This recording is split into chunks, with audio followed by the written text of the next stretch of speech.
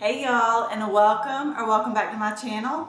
In today's video, I'm showing you two delicious sheet pan dinners. This video is also part of a collab hosted by Sammy over at Managing the Maze. I'll have Sammy's channel linked below, along with a playlist full of sheet pan dinner recipes.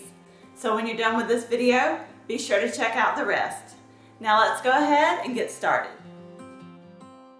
This first recipe is a sheet pan lasagna. To begin, in a large saucepan, I added half a diced onion and a tablespoon of oil.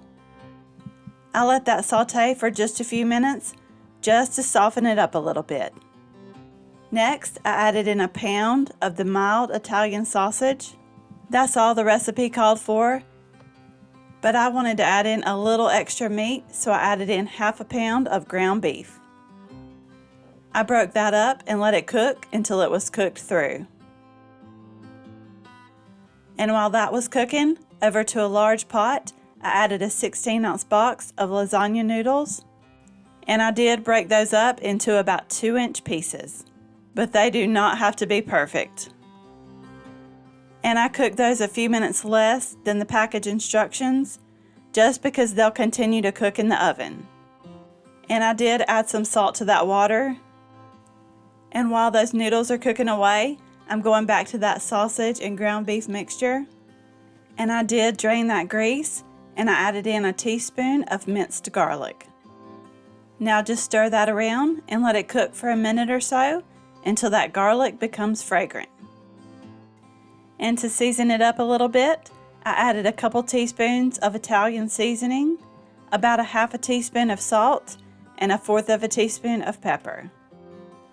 And that was 24 ounces of marinara sauce I just added in. I stirred that around, and then I felt like it needed a little more sauce, so I added an 8-ounce can of tomato sauce. Now you'll add about a cup of mozzarella cheese and about half a cup of shredded Parmesan cheese. Now give that a stir until everything is well combined. And I did let that mixture simmer a little bit while I drained the noodles. I added those in, and then I stirred it until those noodles were covered in that mixture. Now it's time to finish this up. And I love this recipe because it's way easier to make than the traditional lasagna. I'm using a 12 by 17 inch sheet pan for this. I did grease it very well. Then I poured in that meat sauce and noodle mixture. And just spread that out into an even layer. And the recipe said to spoon over a cup of ricotta cheese. But we love cheese, so I ended up using that whole 16-ounce container. And I just used my cookie scoop to do that with. Now over the top of that, I added about 3/4 of a cup of shredded Parmesan cheese. Then over the top of that, I added about 2 cups of shredded mozzarella cheese. You can cut back on that amount if you want to, and it'll still turn out delicious. But to me, if I have lasagna, I definitely want it to be cheesy. And to top it all off, I sprinkled over some Italian seasoning. By the way, if you're new here, I always try to include the full recipe in the description box below. I baked this at 425 for about 30 minutes. And this recipe is absolutely amazing.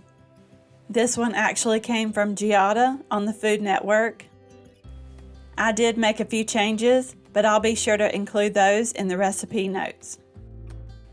My family loved this one, and I really think yours will too. Now this next one is a chicken, bacon, and ranch sheet pan dinner. I've got about 4 russet potatoes here that I washed, peeled, and cut into bite-sized pieces. And to that, I added a tablespoon of oil and about 1/3 of a pack of ranch seasoning mix. Give that a really good stir. Make sure all those potatoes are covered in that seasoning. Now I'm pouring these onto a sheet pan. I've got a silicone baking mat on mine, but you could also use parchment paper or just spray it with nonstick spray. I did spread them out evenly. Now I'm going to bake these at 400 for about 20 minutes.